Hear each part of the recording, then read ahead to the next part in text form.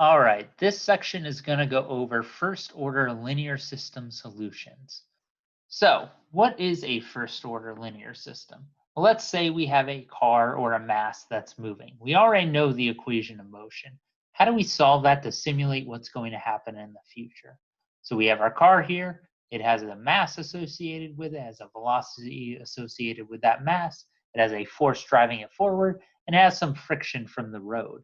Well, we can represent this very simplistically as a mass damper model drawn as so. And we can get our equation of motion, mv dot is equal to F minus CV in this case.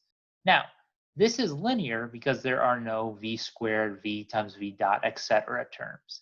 It is also time independent or time invariant because m does not equal a function of time and c is not a function of time. So this makes it a linear time independent or LTI system. Now there is only one variable v to solve for. That's the only thing that we don't know. That makes this first order.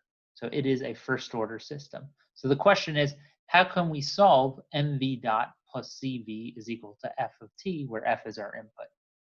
Well, we have our equation. Let's assume f is going to be 0 for now. This makes this equation homogeneous. And let's assume that our initial conditions are for our velocity. The velocity at time is equal to 0 is just some v naught or v0 here. Now we're going to use the trial solution method to solve this homogeneous case. So we have our equation of motion, and we're going to look for v of t is equal to something. Let's just try and guess what that v of t would look like. What about v of t is equal to a1 times t plus a2? Does that work? So what would v dot be in this case? It would be a1. Let's now plug that in, our v and our v dot, into that original equation up there. And we can see that we just added in those terms.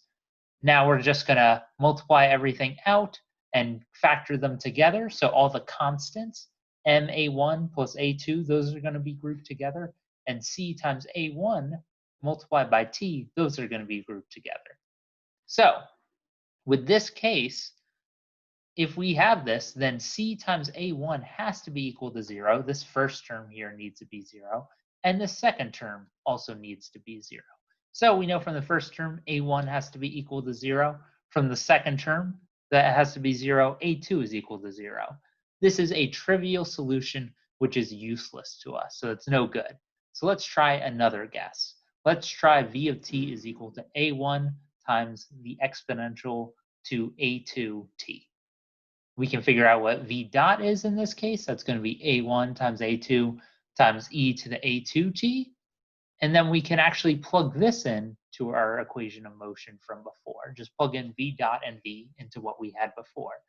I'm going to break this stuff up by taking out the e to the a2t because that shows up in all the terms here. And since we know that that can't be 0, then m times a1 times a2 plus c times a1, all of that has to be equal to 0. So in other words, m times a2 plus c times a1 has to be equal to 0, or a2 has to be equal to negative c over m. That's one of our conditions here, because if a1 was equal to 0, that'd be kind of problematic for us. Now, we know that v of t is going to be equal to a1 times e to the negative c over m times t. We know that at t is equal to 0, our velocity at t equals to 0 is our initial condition, v naught.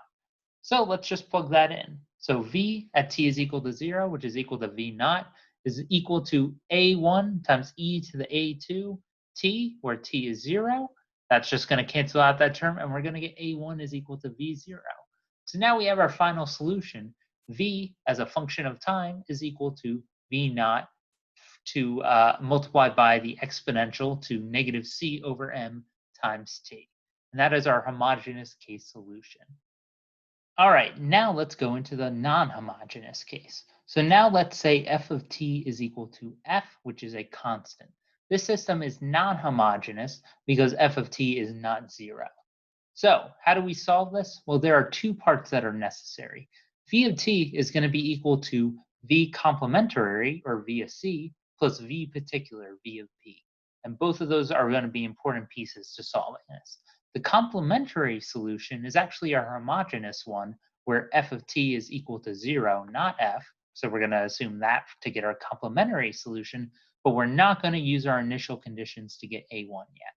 So we're going to assume that v of c of t is equal to a1 times e to the a2t, just like before, and we're going to get v of c is equal to a1 times e to the negative c over mt, just like before.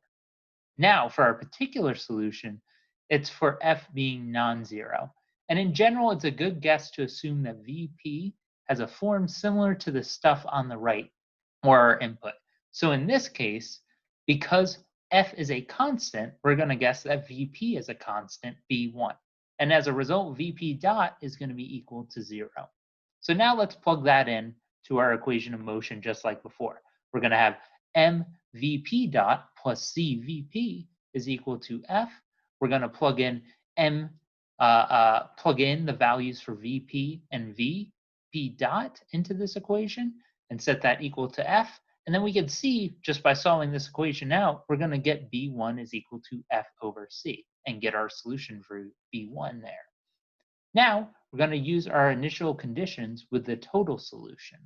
So we're going to have v of t, which we said is the complementary plus a particular solution. The complementary is a1e to the negative c over m times t, and the particular is f over c, where c is our damping ratio, or our damping constant or coefficient. Now, v of 0, our initial condition, is equal to v naught. We just plug that in with time is equal to 0 to all this stuff on the right. We know that our exponential at time is equal to 0 is equal to 1, and we can actually figure out that a1 in this case is going to be v naught minus f over c. And that is going to be our solution for a1. And now we can plug that back in and get our total solution for v as a function of time, figure out where that car is going with a constant force, and pretty much just plug in that a1 to that solution that we had before. So this is our solution for the non-homogeneous case. And that's how to solve first-order linear systems.